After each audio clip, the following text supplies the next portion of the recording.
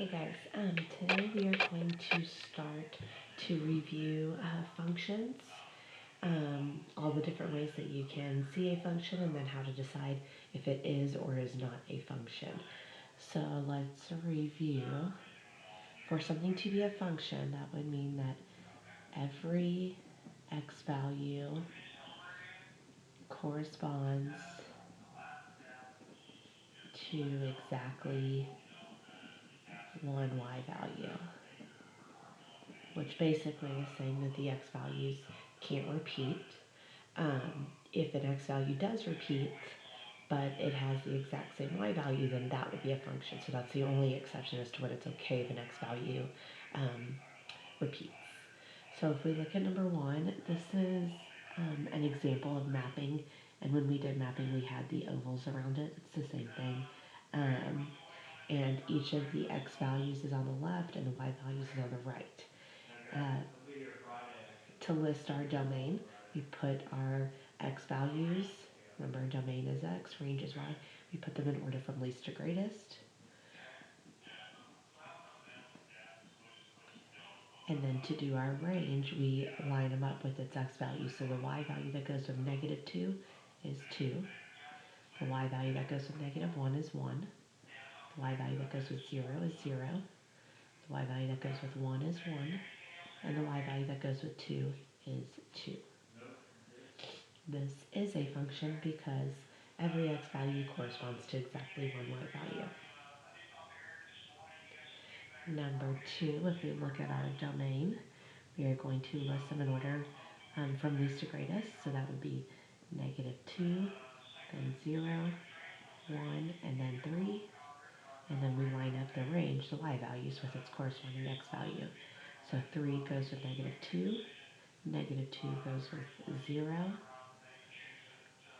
3 goes with 1, and -2 goes with 3. This is a function because every x value corresponds to one y value. The x's don't repeat. Number 3, we have another mapping.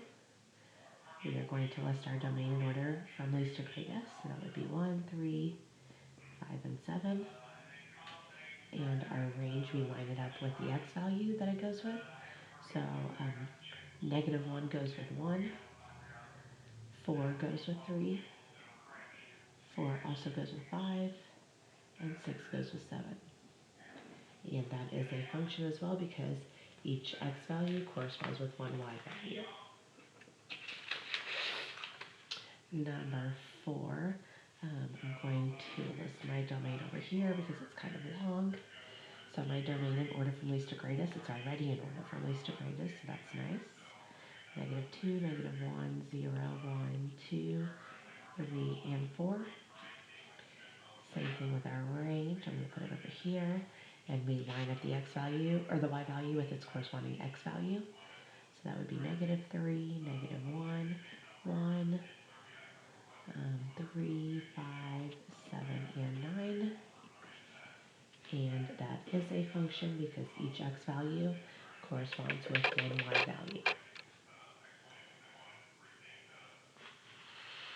Number 5, we want to know from a graph if this is a function.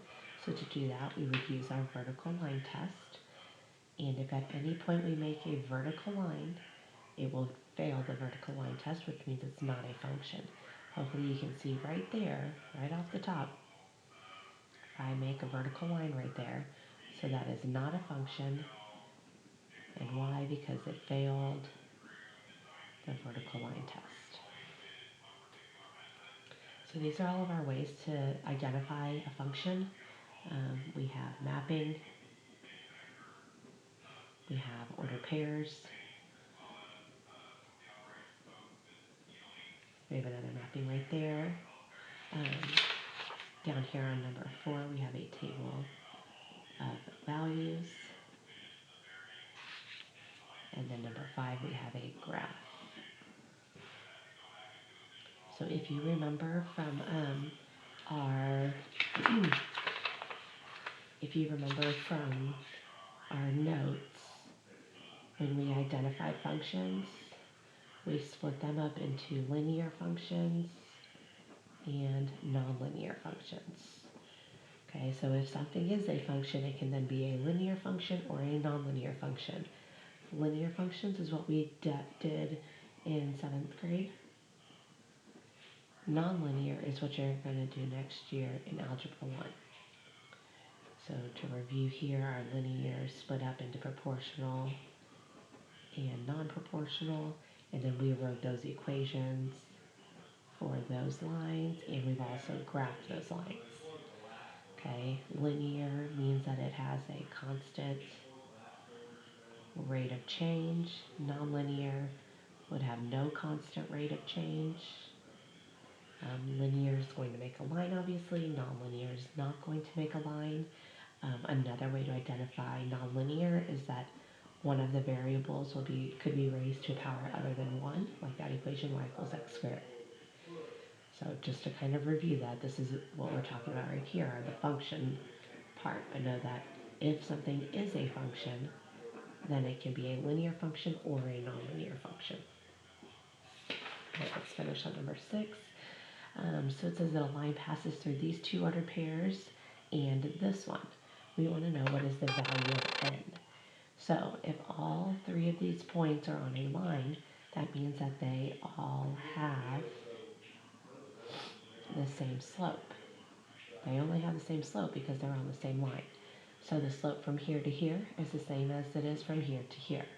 So we're first going to find the slope between these 2 points. x1, y1, x2, y2. So that'd be 4 minus 2 over negative 3 minus 2. And that is going to be 2 over negative 5. So if that's the slope from here to here, then that means the slope from either of those points to this one has to be a negative 2 as well. So I'm going to use this order pair and that order pair and set that up to find n. So here's x2, y2. So that would be y2, which is n, minus y1, which is 2, over x2, which is 7, minus x1, which is 2. And what I know is that that has to equal a negative 2 fifths. The slope between these 2 points has to be this. So this is my equation that I'm setting up. You can have that negative either in the numerator or the denominator. It cannot be in both. So you can decide. I like it in the numerator better. Remember, a positive divided by negative is still a negative, and a negative divided by positive is still a negative, so that's why it doesn't matter either way. So now that I have this equation set up, I can cross multiply this proportion to solve for n. And then I'm going to cross multiply here. So it'll be negative 2 times 7 minus 2. And you could have simplified that already if you wanted to. I need to distribute there because I cannot combine in those parentheses. But here I can combine in those parentheses. So I get negative 2 times 5.